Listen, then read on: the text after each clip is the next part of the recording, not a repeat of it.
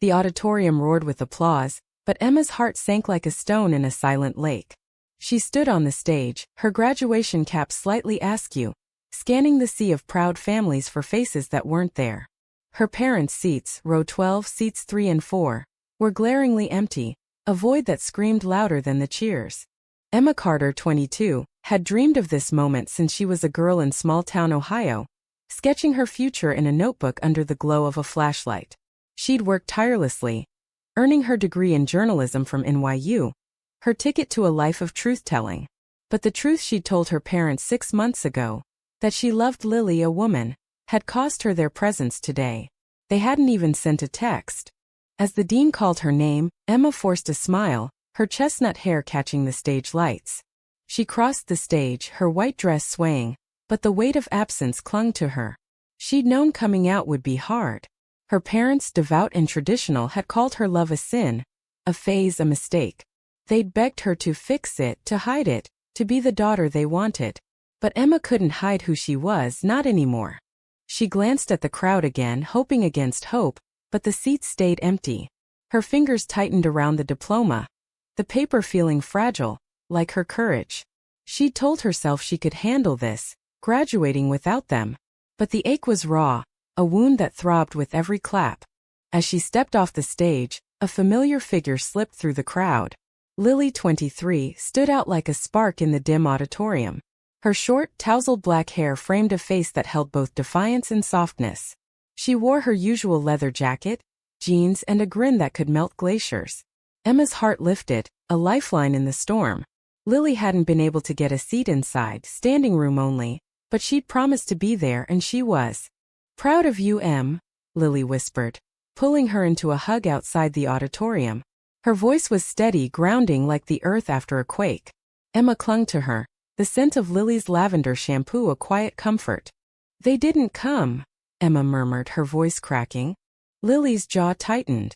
"They don't deserve you. You're a damn star and you just proved it." Emma wanted to believe her, but the sting lingered.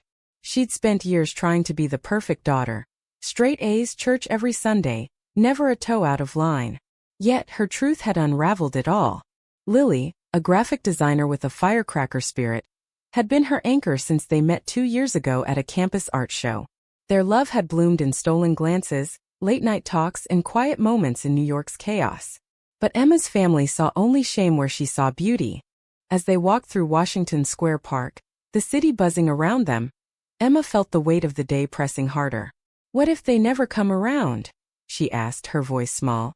Lily stopped, turning to face her. "Then we build our own family. One that loves you for you." The words were a bomb, but Emma's mind spiraled.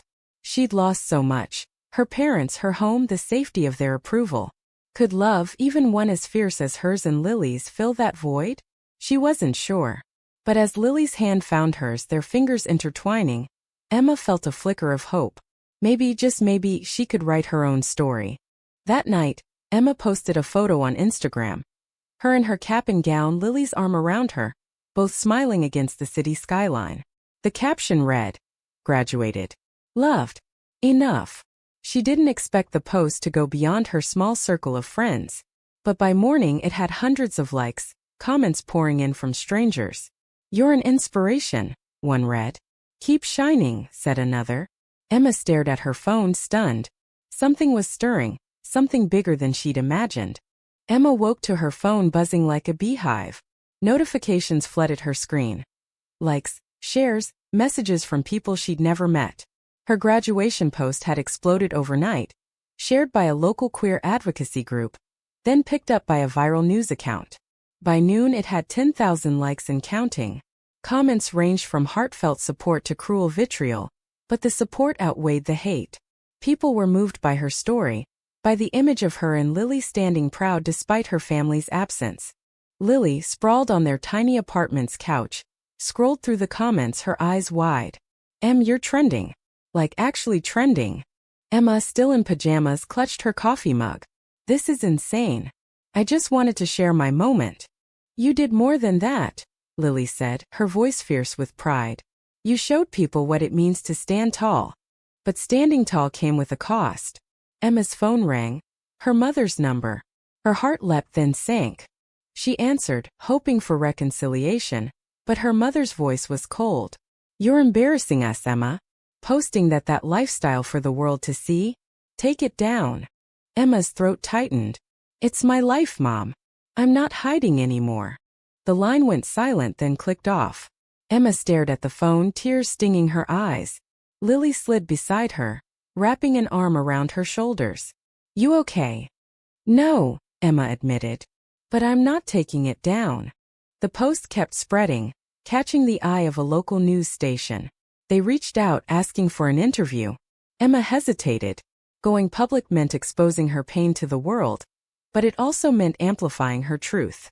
Lily, ever her cheerleader, nudged her. "You're a journalist, Em. Tell your story. Change the narrative." The interview aired that evening on a New York news channel. Emma sat in a small studio, her hands trembling as she spoke about her family's rejection, her love for Lily, and her determination to live authentically. The anchor, a kind woman named Maria, listened intently, her questions gentle but probing. When Emma described the empty seats at graduation, Maria's eyes glistened. "You're not alone," she told Emma. "Your story is resonating." By the next day, the interview had been shared across social media, racking up thousands of views. Support poured in: letters, emails, even flowers sent to the station. But so did hate. Trolls called Emma names, told her she'd burn for her choices. She tried to focus on the positive, but the venom stung. Lily, fierce as ever, filtered the worst of it, deleting hateful messages before Emma could see them. At a coffee shop in Brooklyn, Emma and Lily met with Sarah, a queer activist who'd shared their post. Sarah, in her 30s with a warm smile, saw potential in Emma's story.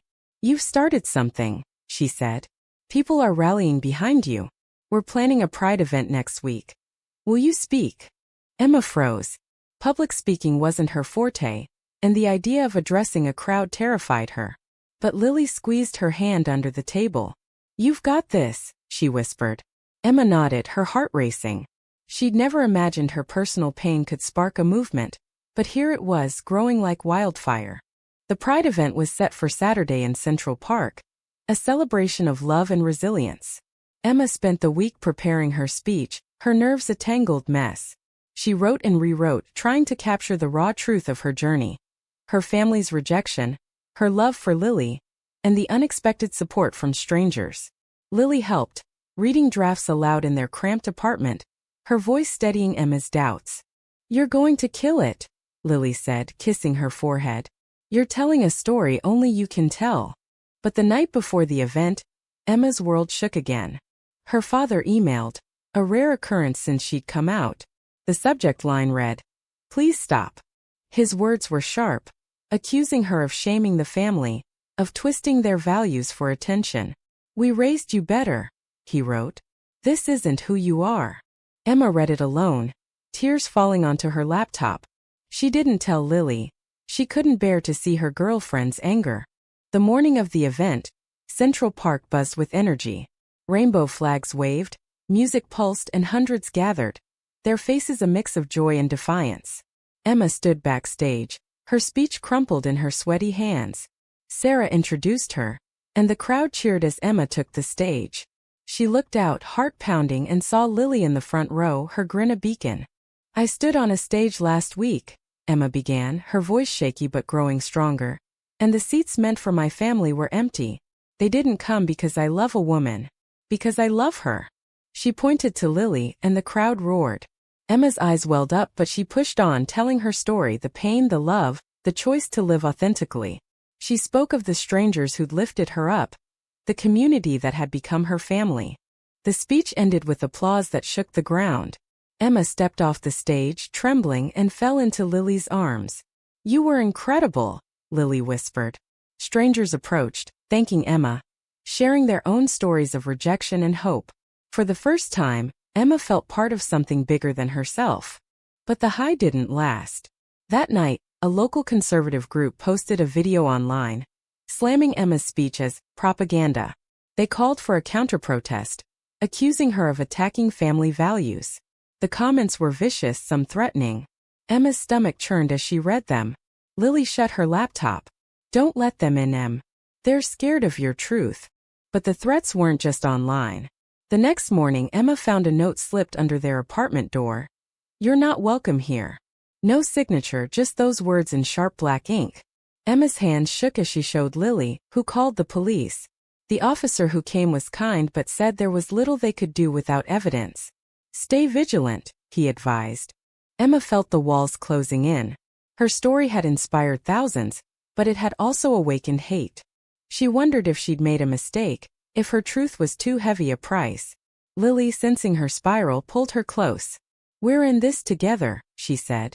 No matter what. The counter-protest was scheduled for the following weekend, outside City Hall. Emma and Lily watched the news, their hearts sinking as reporters covered the growing tension. The conservative group had rallied support, their signs reading "Protect Family Values" and "Stop the Agenda." Emma's name was everywhere, twisted into a symbol of division. She felt exposed like a nerve laid bare. Sarah called, urging Emma to stay strong. They're loud, but they're the minority, she said. We're organizing a counter-rally, a show of love. Will you be there? Emma hesitated. The threats, the note, the hate, it was all too much. But Lily's eyes met hers, steady and fierce. We don't back down, Lily said. Not now, not ever. The day of the rally, City Hall was a battleground of ideals. On one side, the conservative group chanted, their signs sharp with anger. On the other, a larger crowd waved rainbow flags, their voices rising in songs of unity. Emma and Lily stood with Sarah's group, holding hands, their hearts pounding. Emma felt the weight of every eye, every camera. News vans lined the street, broadcasting live. As Emma stepped forward to speak, a hush fell over the crowd. I didn't choose to be a symbol, she said, her voice clear despite her fear. I just chose to love. And I won't apologize for that. The crowd cheered, drowning out the counter-protesters' jeers. Lily squeezed her hand, her pride palpable. Then chaos. A man from the opposing side broke through the barriers, shouting slurs. He lunged toward Emma, but security tackled him before he could reach her. The crowd gasped, cameras flashing. Emma froze, her breath caught in her throat. Lily pulled her back, shielding her.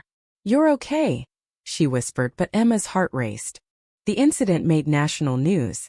Clips of Emma's speech, the man's outburst, and the crowd's response flooded social media.